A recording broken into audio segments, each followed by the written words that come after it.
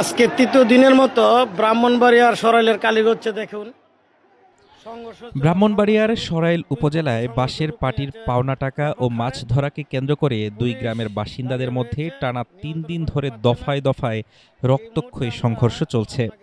এতে মোহাম্মদ হাদিদ মিয়া নামের এক ব্যক্তি নিহত হয়েছেন। সংঘর্ষ থামাতে গিয়ে সরাইল থানার ওসি সহ আহত হয়েছেন অন্তত অর্ধশতাধিক মানুষ।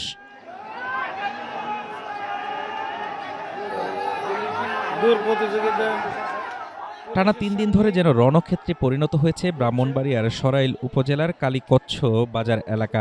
ভাঙচুর, লুটপাট আর অগ্নিসংযোগের ধোঁয়ায় আচ্ছন্ন চারপাশ। স্থানীয়রা জানান, সরাইলের সূর্যকান্তি ও ধরন্তী গ্রামের মধ্যে বাঁশের পাটির পাওনা টাকা এবং মাছ ধরার পাড়ি নিয়ে দীর্ঘদিনের বিরোধ ছিল।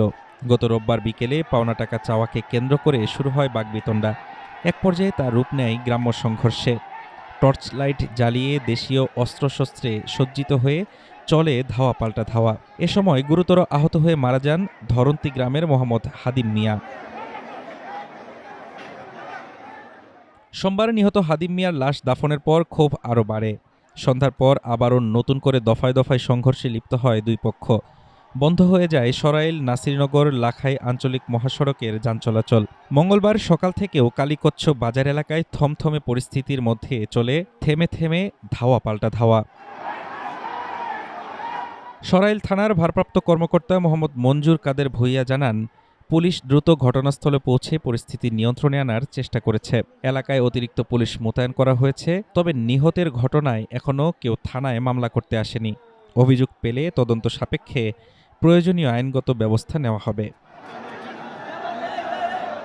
সংঘর্ষ থামাতে গিয়ে সরাইল থানার ওসি সহ আহত হয়েছেন বেশ কয়েকজন পুলিশ সদস্য। দুই পক্ষের আহত প্রায় অর্ধশতাধিক মানুষকে চিকিৎসা দেওয়া হচ্ছে বিভিন্ন হাসপাতালে। বর্তমানে থমথমে পরিস্থিতিতে সতর্ক অবস্থানে রয়েছে প্রশাসন।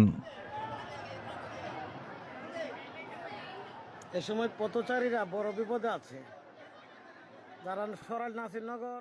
হাফিজুর রহমান তুষার, ঢাকা টুডে।